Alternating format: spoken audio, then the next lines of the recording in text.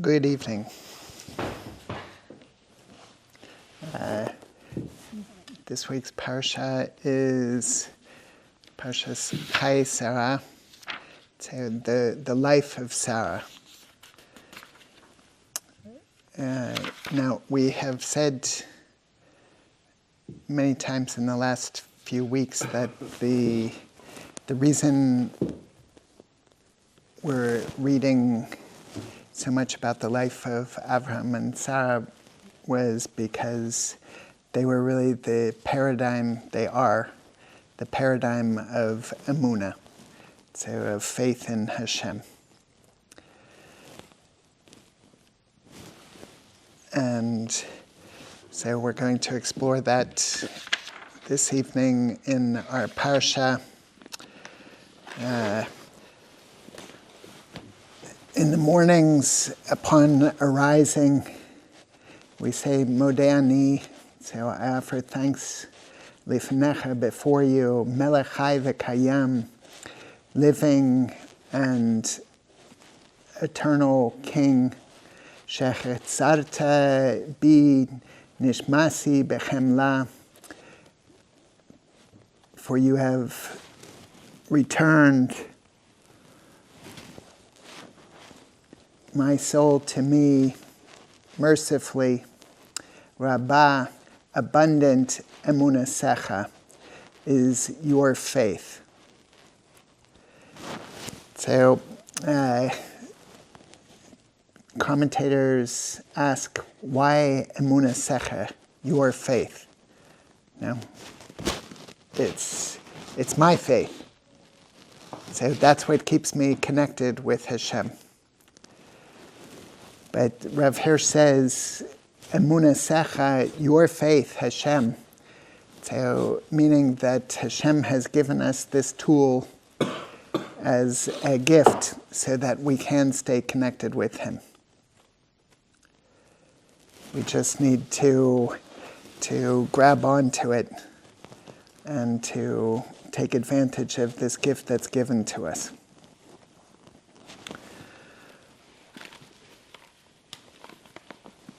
So, at the end of last week's Parsha, we have Akedas Yitzhak, the binding of Yitzhak, and it's one of the most dramatic stories in Western civilization. And it too represents the absolute, pinnacle of Emunah. So this embodies the Emunah of Avraham Avinu.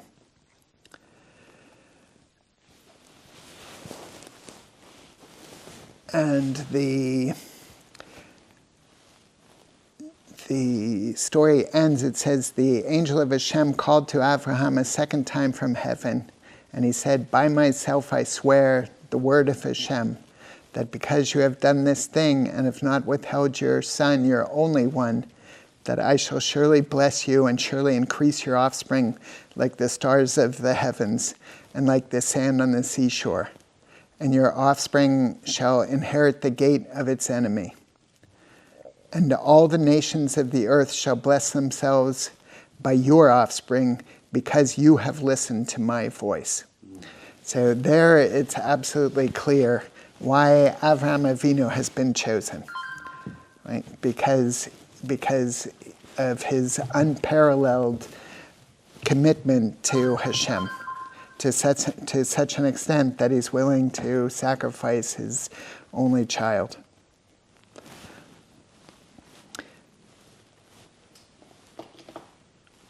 However, what comes later, what comes next, right after that, seems very banal. Avraham returned to his young men, and they stood up and went together to Beersheba, and Avraham dwelt in Beersheba.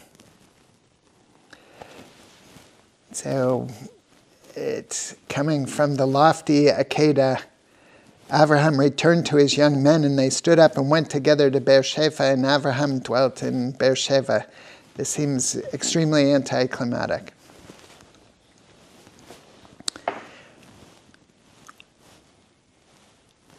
But according to Rav Kook, who was the first chief rabbi in Eretz Israel after the formation of the state, Rav Kook says that the banality is precisely the point. Avraham returned to his young men, and they stood up and went together to Beersheba, and Avraham dwelt in Beersheba. In other words, Avraham, after this monumental event, seamlessly flowed back into daily life. He was an Eved Hashem, and he went back to his business of serving Hashem. So what could have been a tremendous trauma for him wasn't. He instead was able to pick up right where he left off. Is there any indication that Isaac had trauma? We know Sarah did when she thought it was all over for her son. But do we know if Isaac had any trauma? We don't see any. I mean, you're right. This was not only Abraham's trial. This was above all Yitzhak's trial. Going to be killed. That's right. Even more traumatizing. But no. So we see in this week's parsha that that's not where his mind is. Of course, he's taken by the loss of his mother. Does he go to Beersheba with his father?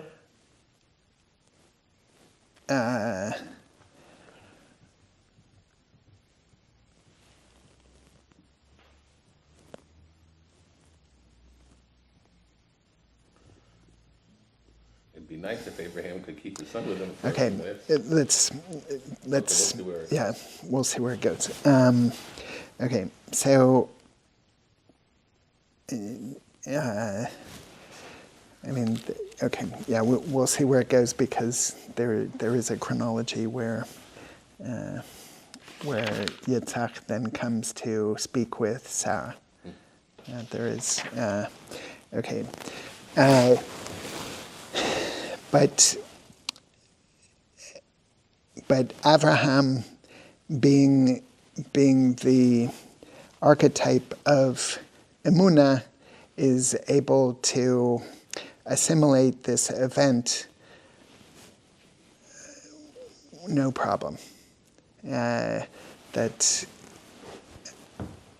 Because this is what Hashem asked of him, so he was ready to do it. Hashem then told him not to do it. Hashem is kulo tov, is all good. Whatever seems bad to me is only my limited perception of the situation, and I'm not able to make judgments about that. All I know is that Hashem is kulo tov, is all good. Even if that looks tremendously scary to me at the moment. But I believe with everything, with every fiber of my being, that Hashem is good. And so in those moments that are scary, that is going to be my default. Now, this is coming from the paradigm of Emunah, because obviously we're in Parshas Chayei Sarah, the life of Sarah, but the first two verses of this parsha are as follows. Sarah's lifetime was 100 years and 20 years and 7 years, the years of Sarah's life. Sarah died in Kiryas Arba, which is Hebron, in the land of Canaan. And Avraham came to eulogize Sarah and to bewail her.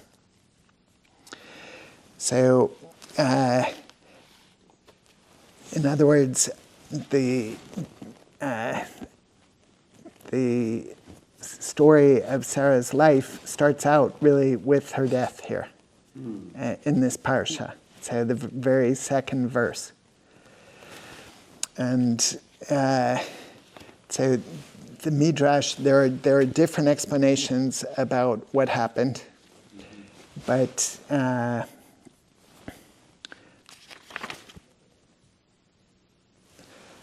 let's listen to what the Midrash has to say. What happened to Sarah in Avram's absence? Satan, frustrated because he had failed to achieve victory over either Avraham or Yitzhak, appeared to Sarah. And there's a note that there are various versions. According to Tanhuma, Satan appeared in the guise of Yitzhak, saying, "Father took me to the mountain to become a sacrifice," and Sarah died from the shock of the almost accomplished sacrifice. Vayikra Rabbah mentions that Yitzhak himself gave a report after the Akedah. Where is Yitzhak? The Satan asked Sarah. He left with his father to study the laws of sacrifices, answered Sarah. This is not true. Yitzhak himself is the sacrifice, Satan contradicted. Oh, that naughty Satan. I don't believe you, exclaimed Sarah. Even though Sarah tried not to believe Satan, she was somewhat affected by his words. She therefore left her house and hurried to the abode of Achiman, Shashai, and Talmai, 3 giants who lived in Hebron, requesting, "Please look into the distance as far as you can see. Do you notice anywhere an old man accompanied by his son and 2 servants?" The giants rose to their full height and gazed as far as they could see. "Yes," they answered, "we see the old man on a mountain top. His son is tied to the altar, and the old man is holding a knife in his hand." Sarah cried out 6 times, and her soul departed. Why 6 times? There's got to be a reason. Corresponding to Sarah's 6 screams, we are commanded to blow 6 tekios, uninterrupted shofar sounds on Rosh Hashanah. But we're doing the sounds because we're simulating her screams. So why did she scream 6 times?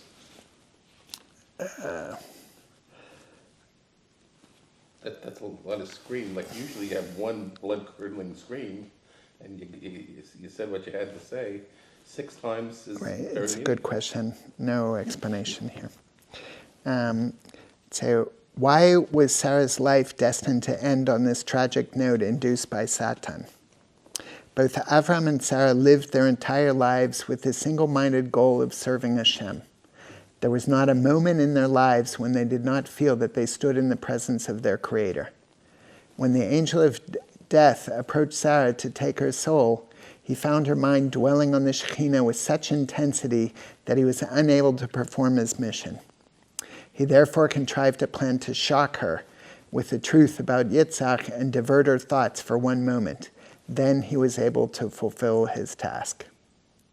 Did Sarah know that that was an angel she was talking to when she was talking with Satan?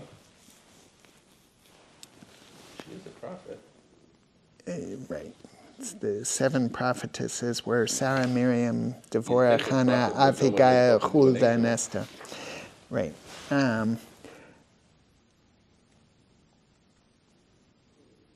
Okay. So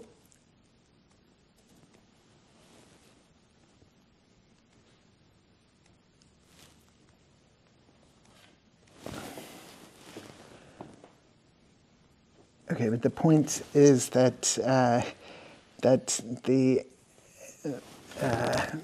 Malach of Mavos, he had to resort to trickery in order to shock Sarah out of her rhythm. That's just He, like he when, therefore contrived a plan to shock her with the truth about Yitzhak and divert her thoughts for one moment. Then he was able to fulfill his task. A similar instance is quoted by our sages. King David was is that when constantly immersed in Torah study. When his time had come, he tripped? the Melech HaMavis was powerless to remove his soul from his body because of his constant attachment to Torah.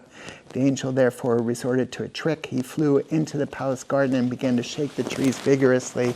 King David was aroused by the sound, and when his mind was directed away from the Torah for a minute, the angel snatched his soul. Oh, then there's the third story that was the one I was thinking, where it's similar, but I think it was a great rabbi, and like he was so attached to the Torah they couldn't take his soul away, but then they got him to trip, and in the moment he lost his concentration because he was falling, then they took his soul. So those were three different sort of similar examples. I think that was David. Which one? David. David? Well, we were just talking about David, but with David it said he was distracted by a tree shaking. But I remembered a story where like the rabbi trips over something and loses his concentration for that reason. Sometime about a week ago we heard that one. Unless there are two versions of the David story. Right. So I'm trying to get some rhythm here. So, okay. Okay.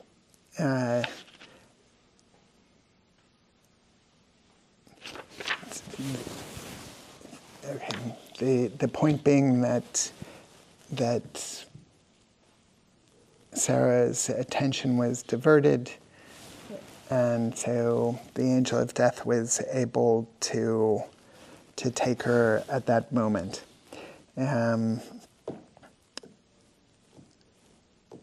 However, okay, and so we can see that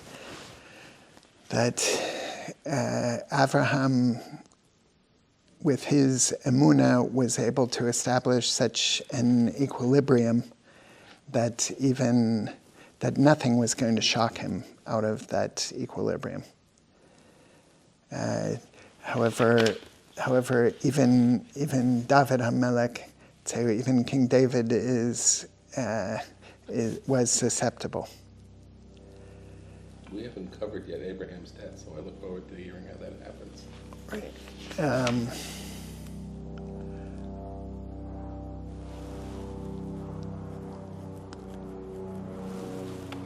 So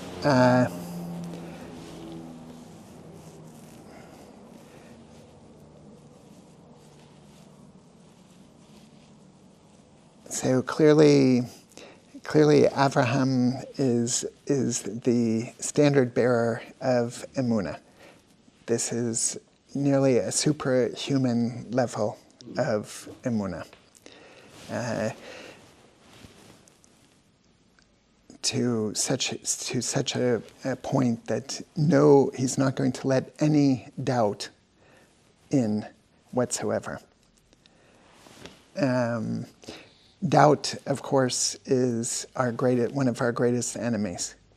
It's literally so that Amalek, whom the Torah tells us to blot his name out,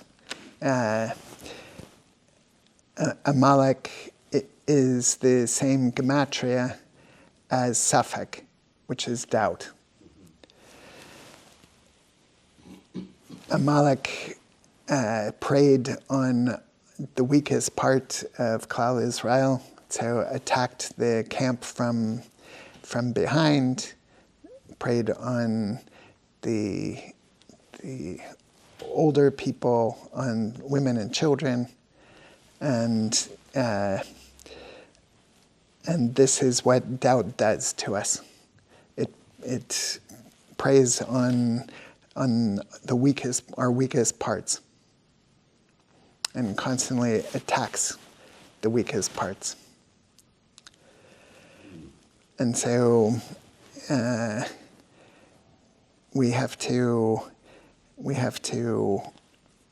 try to emulate the midas of Avraham and try to achieve an equilibrium that is so solid that that nothing is going to bring us from that. Now, in real life, we always in real life, we don't match up to Avram Avinu sometimes. Sometimes. So once we've been on the path for a long time, and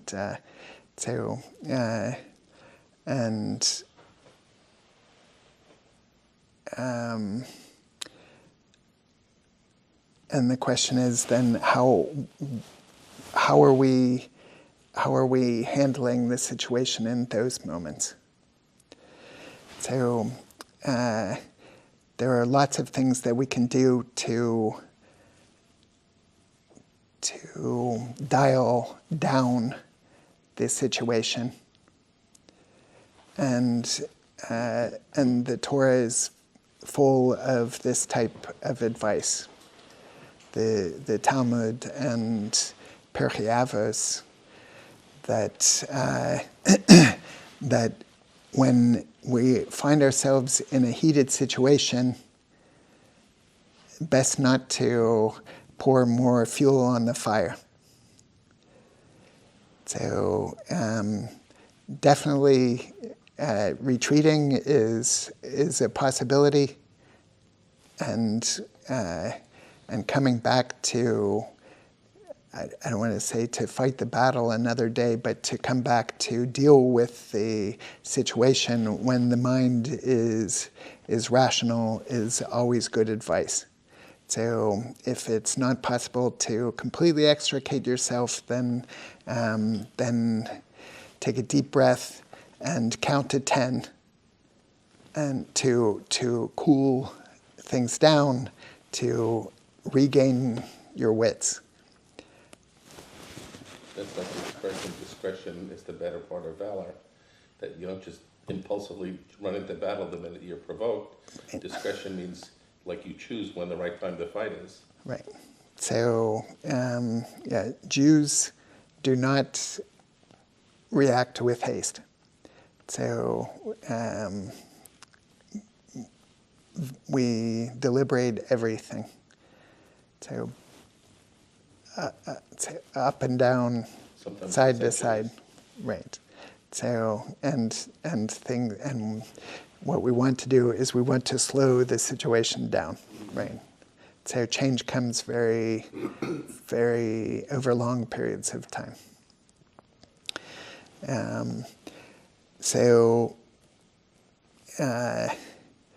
This is what we need to do in times when our faith is being challenged. We have to slow things down. We have to take a step back, try to see the bigger picture of things. Try to remember that we are the people who've had the Torah for 3,358 years. That we are the people that are still here, and not the Babylonians, not the Persians, not the Romans and Greeks. Not the Romans, not the Greeks, not the Spanish, not the Nazis. So we are here. So, and we're even in our promised land. And so we always have to keep that in mind. We have to keep the sages in mind, that some of the greatest minds in humanity have occupied themselves solely with Torah. And so even when things are looking scary, when communist Jew-hating Muslim is is elected as mayor of one of the largest cities in the United States, then we have to take a deep breath, know who is in charge, look for signs of what he really wants from us. So, and we'll say something about that, because that's also really what this parsha is about. It's about living with emunah, because that's the whole story of Avraham sending Eliezer off to find a wife for Yitzhak.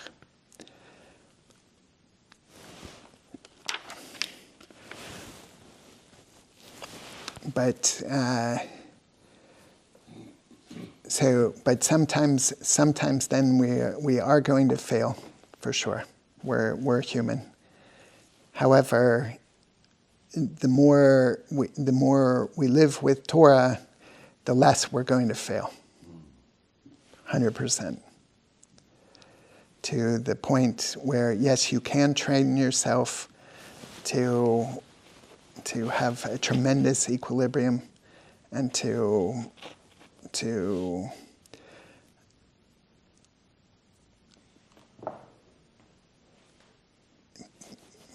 be able to confront life's challenges with a spirit, always with a positive spirit. That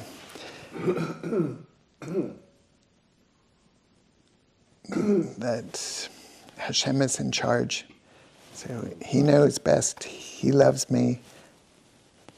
What's going to happen is in His hands.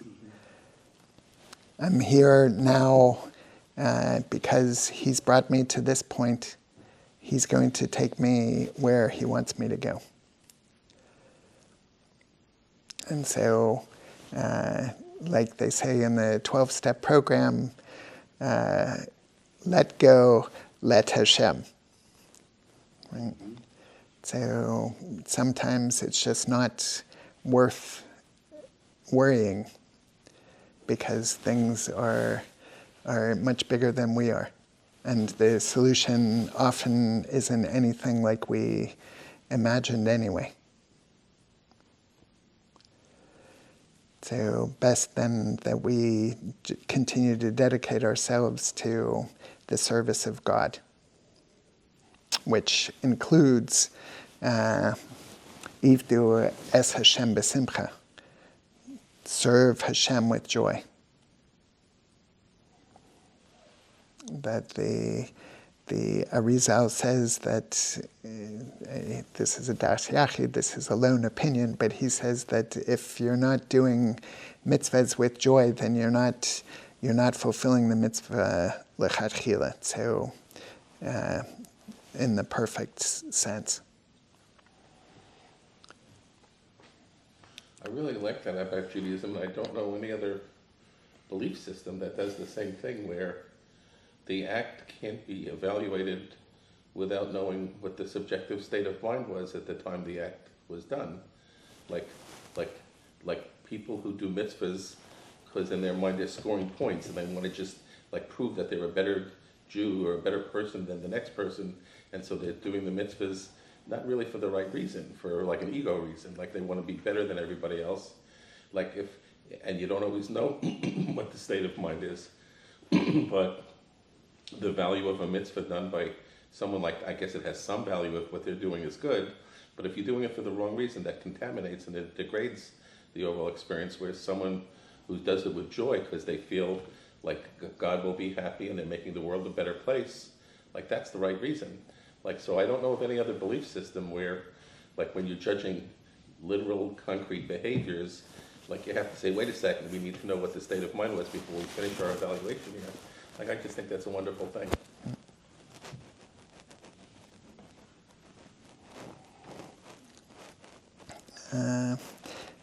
And as a matter of empirical fact, in the religious community in Israel lives longer than the secular community. Yeah. So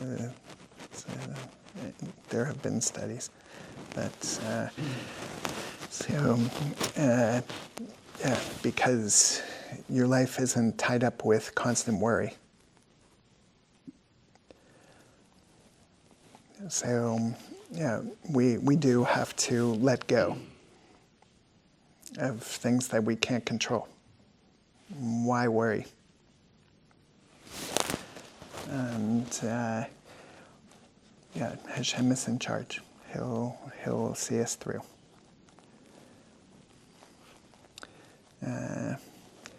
And he'll see us through at a high level. He's given us plenty of tools to navigate the churning waters of Noach with success. Yeah, nobody accuses the Jews of living on a low level. No. So it's a formula that works, in other words. And we can have confidence in that. We can have confidence in Jewish history. Because it's only been very recent, so in the past 150 years, 200 years, that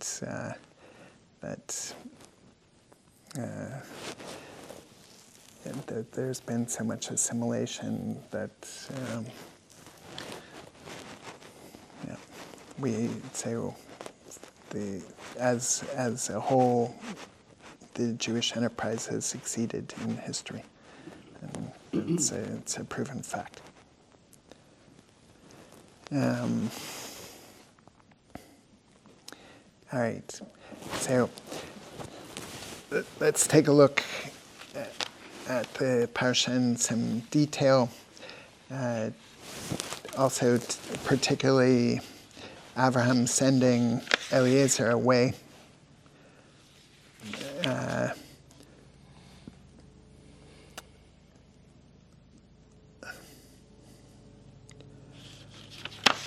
Okay, so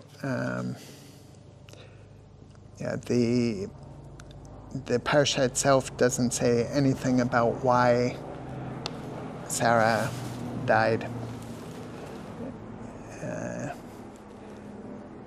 Well, it seems to happen right after she lets out that scream, though. So, it certainly seems her trauma contributed to the moment of death.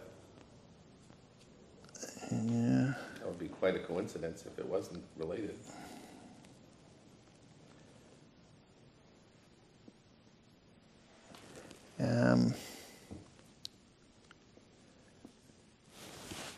Let's see. And to bewail her. So,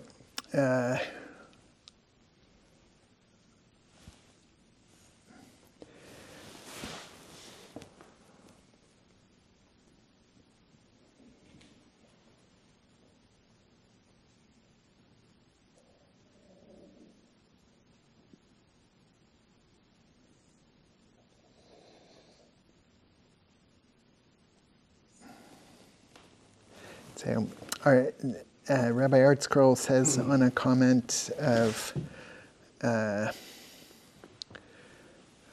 Rashi. So the Parashah says, the Torah says, Sarah died in Kiryas Arba, which is Hebron in the land of Canaan, and Avraham came to eulogize Sarah and to bewail her.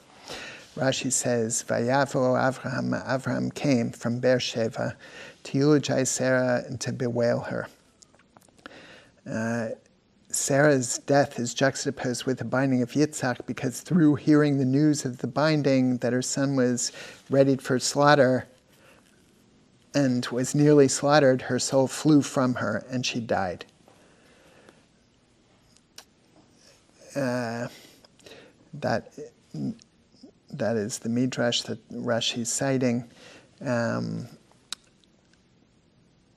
However, Rabbi Artscroll says our text follows Sefer Zicharon, which sees lispod lesara velivkosa, and came to bewail her as the continuation of Rashi's comment on Vayavo Avraham, and Avram came. Accordingly, Rashi's comment on the proximity of the two events is not linked to any specific words of the verse. He first explains the wording of the verse and then goes on to explain its position.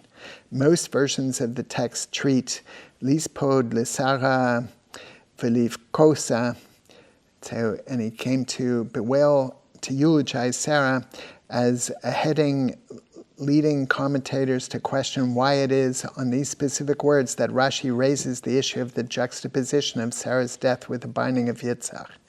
If lispod l'Sara v'livkosa is viewed as a heading, Rashi's choice of these words to introduce his comment about the juxtaposition can be explained as follows.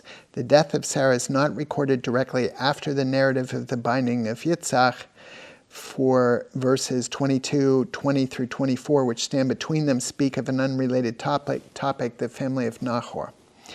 But once Rashi has clarified that Vayavo Avraham, and Avraham came, refers to his coming from Beersheba, where he went from after the binding of Yitzhak, the chapter has made a point of alluding to the binding immediately before mentioning that Avraham eulogized and bewailed Sarah.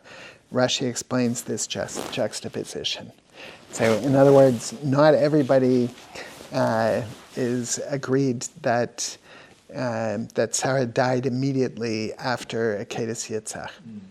So there are opinions even that she lived for 14 years before she died after the Akedas Yitzhak. So that's not the impression you get when you read through it the way they have it presented, but it's not spelled out, so it's ambiguous.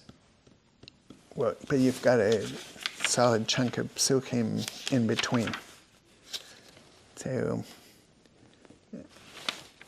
well, at the moment that she screams, it must indicate. That's midrash. That's oh. There's nothing to write into her. So midrash we can't count as factually accurate. we can, but it's not in the Torah. So what? So if we're trying to just figure out what the reality of the sequence was, why can't you borrow as much from the midrash? Right, and that's basically Rashi's approach. But the problem here is that Sarah's death isn't reported right after the binding of Yitzhak. But it's alluded to. Yeah, but it gives you the space. But it's not even alluded to. Well, didn't you describe how the angel of death is outwitting her so he can take her soul? That's midrash. Yeah, it's the midrash I'm talking about. So, but if we borrow from the midrash, then we at least have the notion of her dying mentioned when she's screaming out about the binding of Yitzhak. So I'm just saying, if we, I don't see why you're going to dismiss the midrash. No, I'm not dismissing the midrash. I'm just saying that other commentators Aren't so sure. Right, aren't so sure. Okay.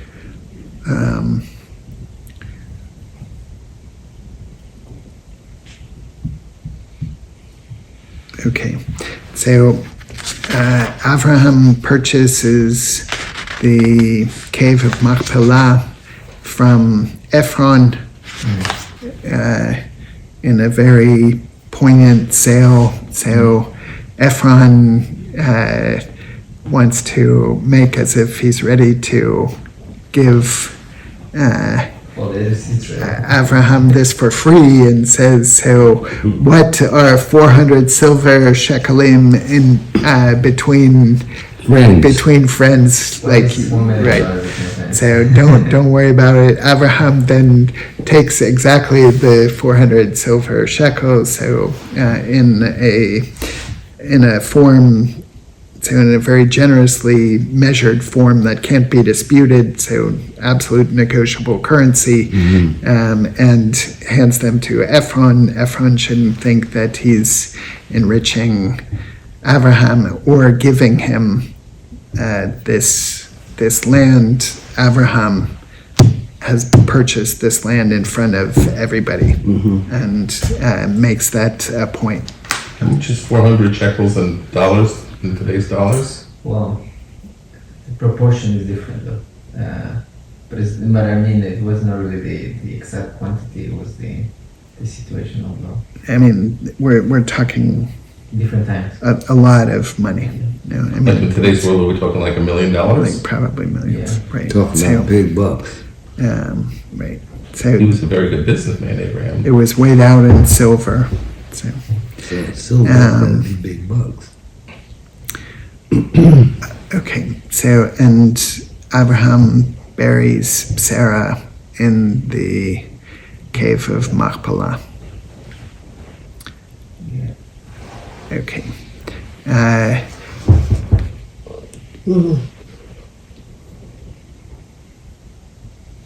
When you're all done, and I'm not interrupting anything because you're done, which you're not yet, I just put together a theory of why Sarah needed to die at this time, but I'm not going to interrupt. Okay.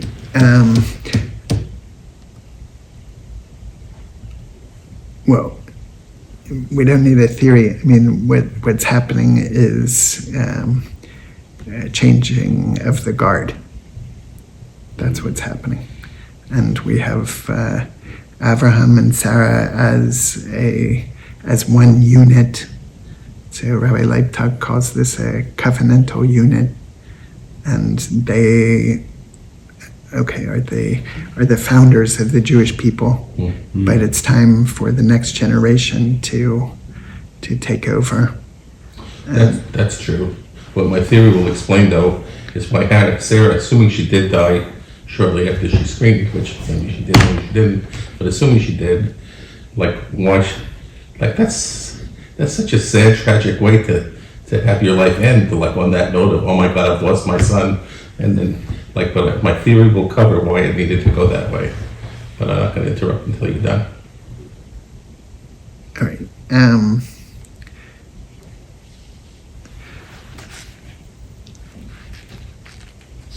Okay, but the story is Chayei Sarah, the life of Sarah, but we see that Sarah died, right? So what happened when Sarah died?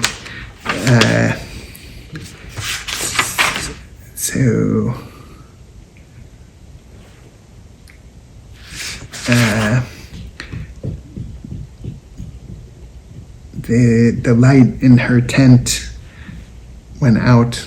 The Shabbos lights that used to burn miraculously from Shabbos to Shabbos. The smell of the challah bread then wasn't there. And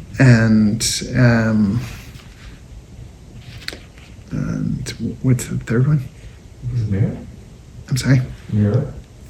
I don't remember actually. It was the light of Shabbos. It was the challah. Something about the mirror, but I don't think so. Maybe it was the Shekhinah over the. No, that's when they come back.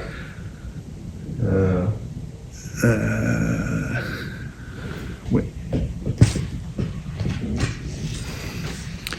Okay, but at any rate, so the loss of Sarah is felt, and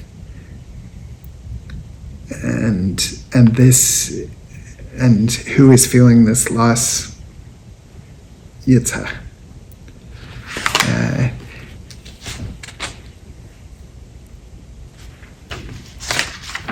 Abraham realizes that he has to find a wife for Yitzhak, and we have the famous verse that we say on Rosh Chodesh, "Ve'Avraham zachen ba b'yamim, v'Adonai berach es Avraham bechol." Now Avraham was old, well on in years, and Hashem had blessed Avraham with everything. You were correct. Shekhinah. Right. Yeah, Shekhinah. She was about 100 years old, right? It was She was 127 years old. with Anan and the cloud. The cloud, the Shekhinah over the tent. So Sarah's lifetime was 100 years, 20 years, and 7 years. This is why the word shana, years, was written at each category. That is, after the hundreds, the tens, and the units, to say to you that each one is expounded on its own, to teach you that when she was 100 years old, she was like 20 years old with respect to sin. Just as one who is 20 years old is considered as if she had not sinned. Because it says in Tractate Shabbos that the heavenly court doesn't hold people responsible for sins until the age of 20. Oh, it's not the bar mitzvah age. Just as one who is 20 years old is considered as if she has not sinned, for she is not liable to punishment. So too, when Sarah was 100 years old, she was without sin. And when she was 20 years old, she was like 7 years old with regard to beauty. Brachis, Rabbi, the complexion of a 7-year-old is more beautiful than that of a 20-year-old. Alternatively, women tend to become increasingly more beautiful from the age of 7 to the age of 20 when they attain the height of their beauty. Sarah's beauty continued to develop at the age of 20 at the rate of a 7-year-old.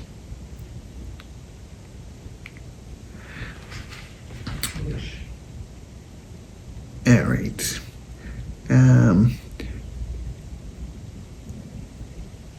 The years, and then it says,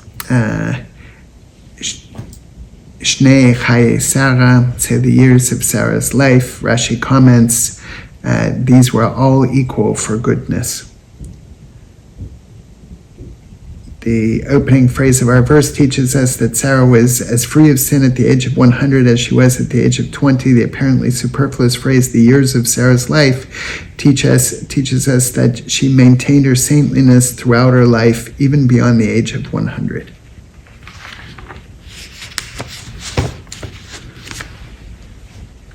Okay, so after the incident of Avraham buying the cave from Ephron, then we have now Avraham was old, well on in years, and Hashem had blessed Avraham with everything. And Avraham said to his slave, the elder of his household who controlled all that was his, place now your hand under my thigh, and I will have you swear by Hashem, God of the heavens and God of the earth, that you not take a wife for my son from the daughters of the Canaanite among whom I dwell. Rather, to my land and my kindred shall you go and take a wife for my son, for Yitzhak. Well, they certainly drew up legal contracts very differently in those days. I'll be right back. I'll go to the bathroom. Like if I was going to be in a business negotiation like that, it would be embarrassing. If it was important enough, I would go through it. But if someone said, like, touch me there and we'll call it a deal, like, it's going to have to be an awfully good deal for me to be willing to go through that. That's awfully personal. Under my thigh, taches yerechi, since one who takes an oath must take in his hand an object of a commandment. Right, and the circumcision is the same That is thing. an object with which one of God's commandments is performed, such as a Torah scroll or tefillin, and circumcision was the first commandment given directly to him, and the fulfillment of that commandment came to him through pain, and it was precious to him, so he took it as the object by which to administer It makes the perfect oath. sense. It just would feel awkward.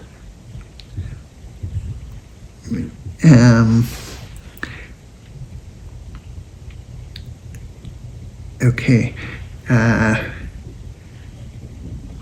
So he can't make a business deal with a woman then, if that's the way he's going to do it. Like, he can't. A women can't touch, and this is like beyond touching. Like, so he cannot enter into an agreement like that with a woman. Right. Well, I don't.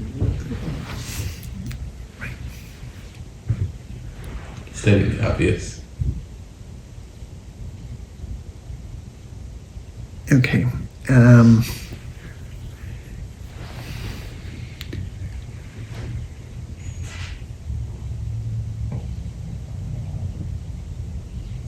So, ki el arzi ve'el moladiti. So, to the land, ve'el moladiti is literally the place of my birth. So Art School is translating it here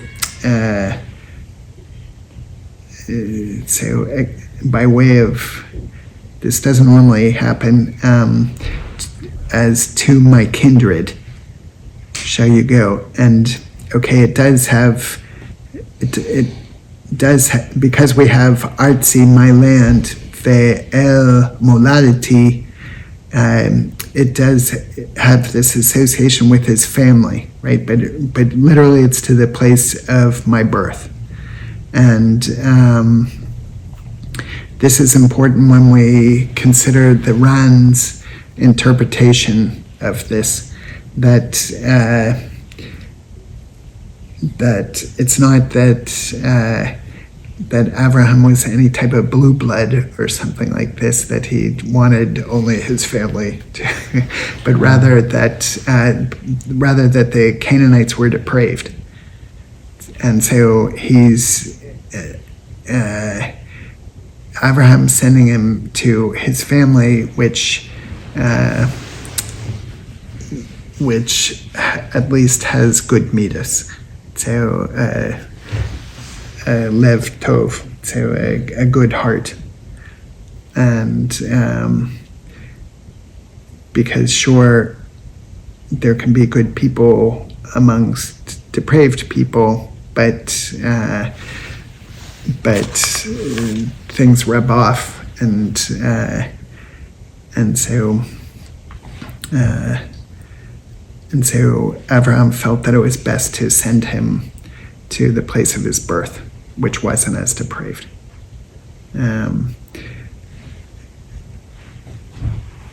The slave said to him, "Perhaps the woman shall not wish to follow me to this land. Shall I take your son back to the land from which you departed?" Abraham said to him, "Beware lest you return my son to there. Hashem, God of the heavens, who took me from the house of my father and from the land of my birth, and who spoke for me and who swore to me, saying, 'To your offspring will I give this land,' he will send his angel before you, and you will take a wife for my son from there. But if the woman will not wish to follow you, you shall then be absolved of this oath of mine, only do not return my son to there." In other words, Yitzhak has only known Eretz Canaan, which is going to be Eretz Israel, right? Which is intrinsically holy. So Yitzhak is the only one of the Avos who never leaves Eretz Israel, and who also, in one way, after Akedas Yitzhak, cannot leave Eretz Israel because he has the din of a korban, so of a sacrifice. He has the status of a sacrifice.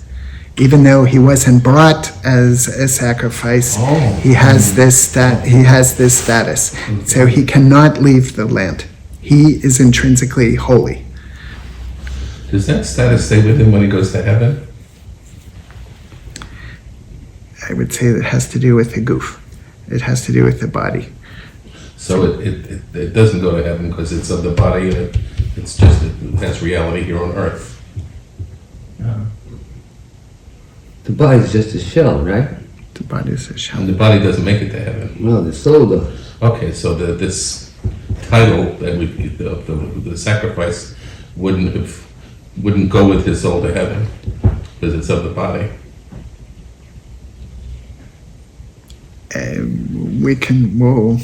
Let's think about it. Okay. So, but that would be my initial thought.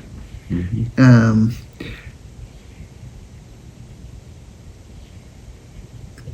Okay, so we see once again Abraham, the paradigm of Emunah, is saying, "Don't worry, Eliezer. Hashem is going to find the right match for my son, Yitzhak. He will send his angel before you, and you will take a wife for my son from there. But if the woman will not wish to follow you, you shall then be absolved of this oath of mine, only do not return my son to there." My son stays in Eretz Canaan. Now, we have to note that Eliezer is no slouch himself. Eliezer is a person, is an extremely devout person. Mhm. So we saw with the Battle of the Four Kings that the sages say that it was likely Eliezer himself who fought with Avraham, and that the 318 soldiers alluded to really fled, and that's why we have Eliezer, whose name is the Gematria 318. Hmm. So he was a tremendous warrior. He was tremendously God-fearing. He was tremendously modest. And as we see throughout, his name is not mentioned one time in all of this story, one of the longest recountings of a tale in the entire Torah. And his name isn't mentioned once. He's only mentioned as the slave of Avraham, as the servant of Avraham. So because of his own modesty.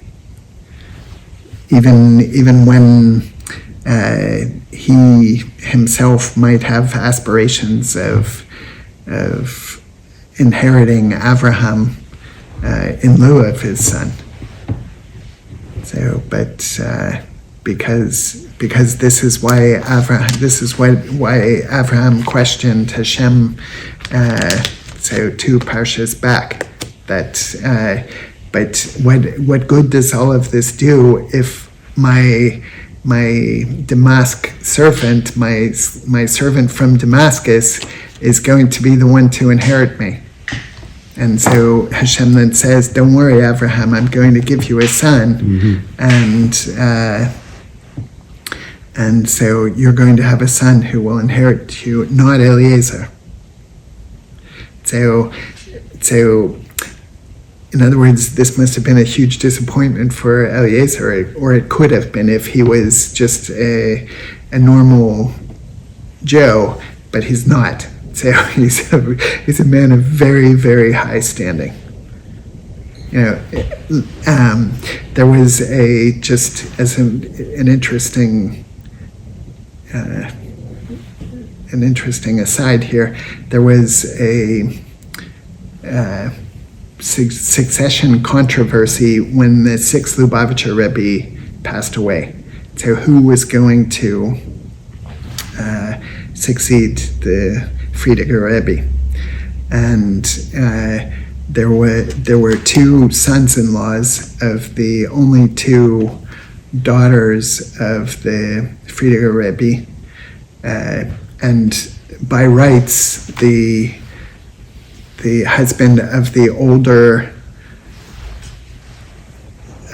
daughter really should have been given main consideration. His name was Shmiriyahu Gorari, and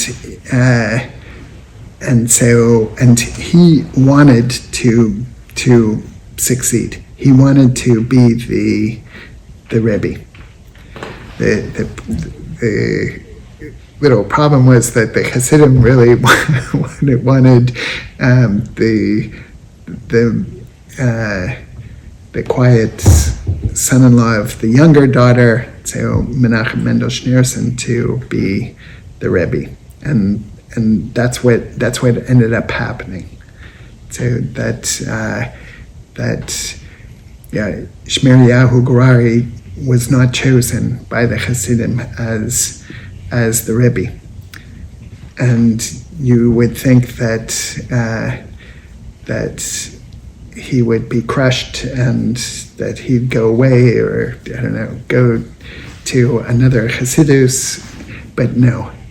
So he was a Chassid. So he was completely then batal. So he nullified his own self and all of his ambitions. So, and he served the Lubavitcher Rebbe, the 7th Rebbe, then until his death. Now, the Lubavitcher Rebbe's oldest daughter wasn't on such a plane, and she was so upset by this that she moved to New Jersey. Oh, that's the ultimate insult. And they didn't divorce Shmiriyahu Gorari and the Rebbe's oldest daughter, but Was she angry at her husband for being okay with it all? They had a distant relationship, and I guess she was always embittered that he didn't get it. But if he didn't fight for it, I think. Otherwise, why get it out? I would say that there was something like that. So then, the story doesn't end there, but I'm going to end it there.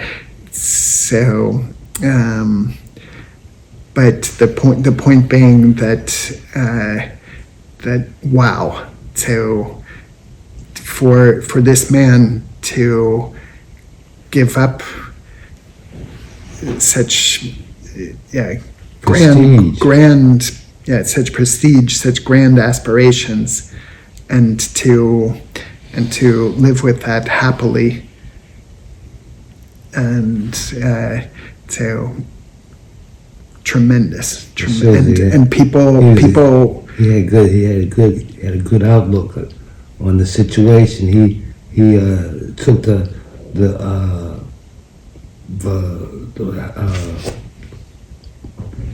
will of God. He took it as his will of God, and he went along with it because he had faith in his God. Right. Exactly. Correct? Yeah. Exactly. Mm-hmm. So and people have tremendous respect for him for what he did. Mm-hmm. But interesting, and so in a sense we have the same situation with Eliezer.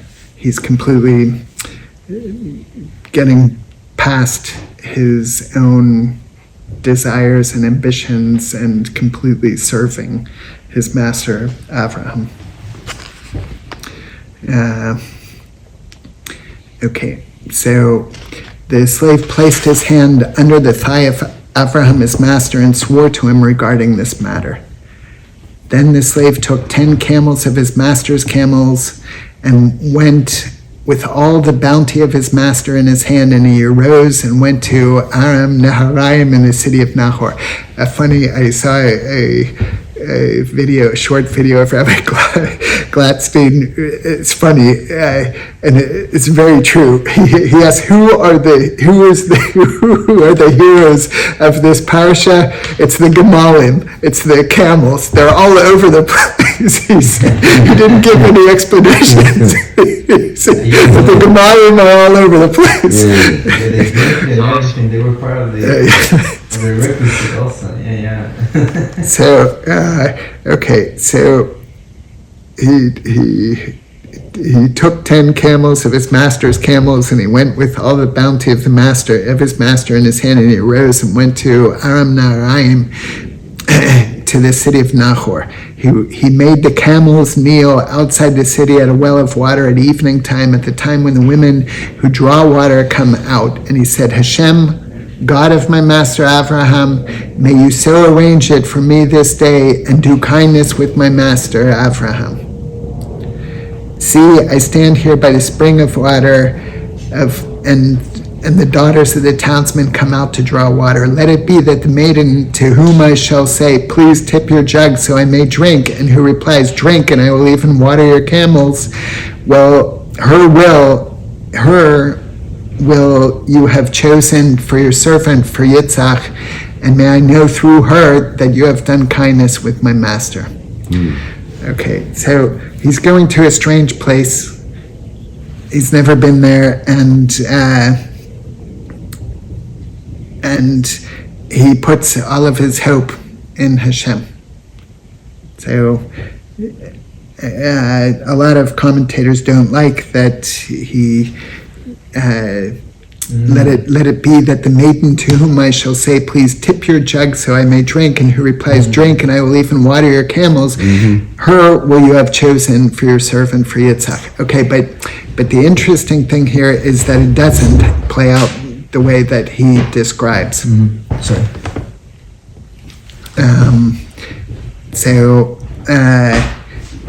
Not exactly, right? So Hashem doesn't do this exactly according to the order of the servant Eliezer, right? But nonetheless, more or less, grand picture, it does. And or the servant did what Hashem wanted to do. Right, or the servant did what Hashem, right? Okay, but he's doing his part, right? That's the He's staying in his lane, right? He's staying in his lane. He's doing exactly what he needs to do. Praise Hashem. Praise Hashem, right? But and he's fulfilling the mission that his master sent him out on. I like that. He's staying in his lane. And it was, And it was when he had not yet finished speaking that suddenly Rivka, who had been born to Besuel, the son of Milcha, the wife of Nahor, the brother of Avraham, was coming out with her jug upon her shoulder. Now the maiden was very fair of appearance, a virgin, and no man had known her. She descended to a virgin, and no man had known her. Okay. She descended to the spring, filled her jug, and ascended. She descended to the spring, filled her jug, and ascended. The slave ran towards her and said, "Let me sip, please, a little water from your jug." She said, "Drink, my lord." And she hurried and she lowered her jug to her hand and gave him to drink. So this isn't playing out the way that he had imagined it. When she finished giving him drink, she said, "I will draw water even for your camels until they have finished drinking." Okay, now that's how he imagined it. But it didn't come immediately after she had offered him to drink. When she finished giving him drink, so she hurried and she emptied her jug into the trowel and kept running to the well to draw water, and she drew for all his camels. The man was astonished at her, reflecting silently to know whether Hashem had made his journey successful or not. And it was, when the camels had finished drinking, the man took a golden nose ring, its weight a beka, and 2 bracelets on her arms, 10 gold shekels their weight. And he said, "Whose daughter are you? Please tell me, is there room in your father's house for a lodging for us?" Okay, now note here that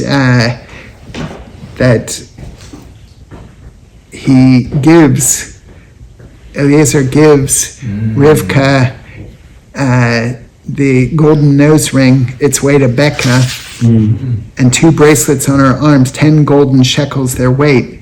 And then he says, "Whose daughter are you?"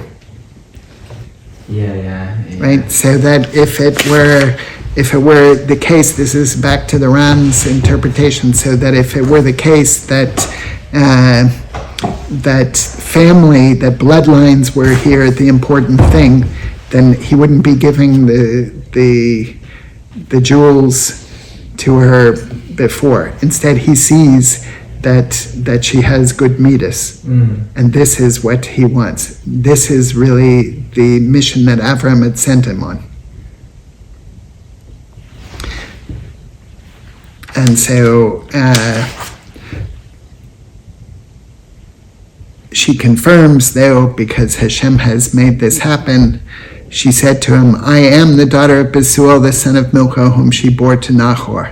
And she said to him, "Even straw, even feed is plentiful with us, as well as place to lodge." So the man bowed low and prostrated himself to Hashem. He said, "Blessed is Hashem, God of my master Avraham, who has not withheld his kindness and truth from my master. As for me, Hashem has guided me on the way to the house of my master's brothers." So this man of God is always looking to Hashem, but he sees then Hashem's hand. And so he sees Hashem working everywhere. He's appealing to Hashem. He's asking for a sign. He tries to fix a sign. Does that suggest he has prophetic powers? No. Okay. No, he's not a prophet. So what I'm saying is that when a person of faith behaves in the way that Eliezer is behaving, this is how it looks. We don't forget Hashem for 1 second. We don't forget that Hashem is in charge. We're asking Hashem for assistance, for signs, and then we're seeing the signs.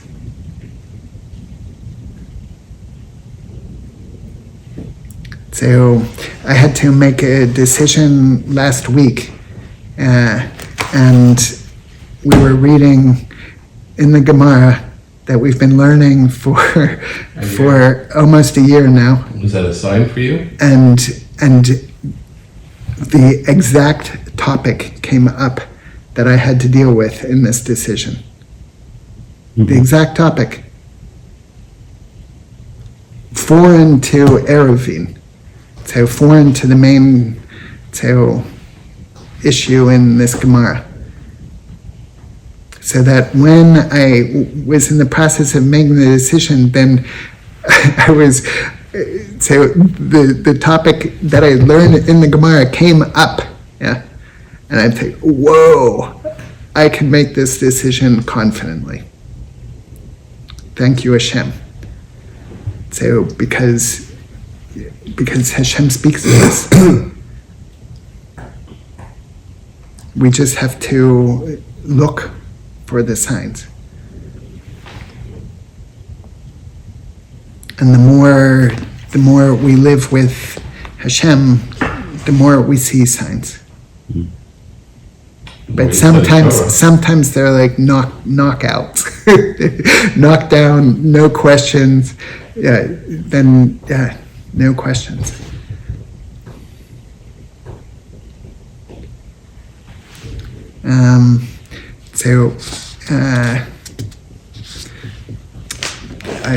We did this earlier in the week, but let's take to close out. Let's take a quick look at the very first halacha in the Shulchan Aruch.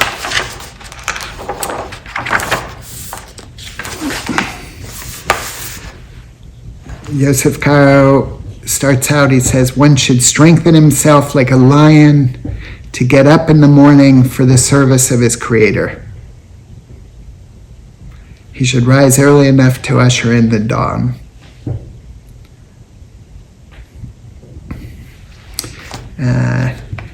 So the Ramah,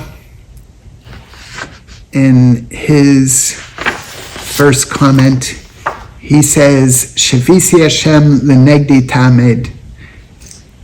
I have placed Hashem before me always. I placed Hashem before me always. And he says, the Ramah explains, this is an important rule in the fulfillment of the Torah and among the virtues of the righteous who walk facing God. So certainly the righteous that we've been reading about in the past Parshas, this is their modus operandi. For the manner in which a person sits, moves about, and pursues his business when he is alone at home is not the same as the manner in which he would sit, move about, and pursue his business when facing a great king. Neither is his speech and his expansive, uninhibited talkativeness when he is with the members of his household or his relatives as his speech would be where the king sits. Consequently, if a person will impress upon his mind that the great King, the Holy One, blessed be He, whose glory fills the entire universe, is standing over him and he sees his actions, the fear and the submission which derives from the awe of Hashem, may He be blessed, will certainly reach him immediately, and he will always be apprehensive of his actions because of him. But not only will there be that fear of Hashem, but there will be that love of Hashem that is propelling him to do what the Mechaber, what Rabbi Karo describes. One should strengthen himself like a lion to get up in the morning for the service of his Creator. So we should all, Imyazat Hashem, be getting out of bed, roaring like lions, and ready to do service to Hashem, that He's going to be guiding us to positive things all the time. So because He wants the best for us, we just have to trust in Him. The more we trust, then the more He sees that we're trusting and can be trusted. And so He's going to give us more. It says that you're allowed. So tzedakah is the one thing you're allowed to challenge the Oberster on. So that's why they don't like really what Eliezer did here, but with tzedakah you can challenge. So, what does that mean? Meaning that you give in tzedakah and you can expect a return. Oh, I see. You can expect a return for the tzedakah. So, but we just have to open our eyes, and the more we keep our eyes open, the more we see Hashem working for us all the time, all over the place. So everybody, Emunah, we should be very thankful for the Emunah Secha, so for your Emunah that Hashem has gifted us. And we have to hold on to that always, always, always. That's the first thing that we say when we get up in the morning. And when we have that, then nothing can affect us. We are the lions of Hashem.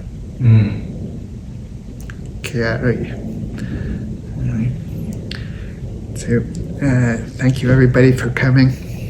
Thank you, Rabbi. Thanks, Rabbi. So, Thank you. Was that Bill? Shabbat Shalom. good Shabbos. Thank you, Rabbi. Thank you, Karen. Laila Tov. Laila Tov. Thank you. Thank you, Hadassah. See you soon. Good. And good evening to Coleman and Jerry.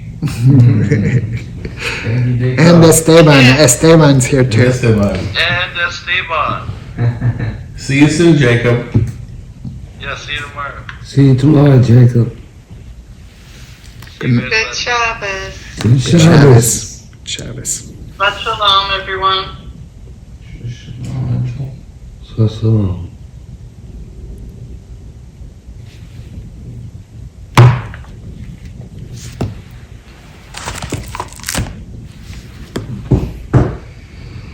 You look like an orchestra leader.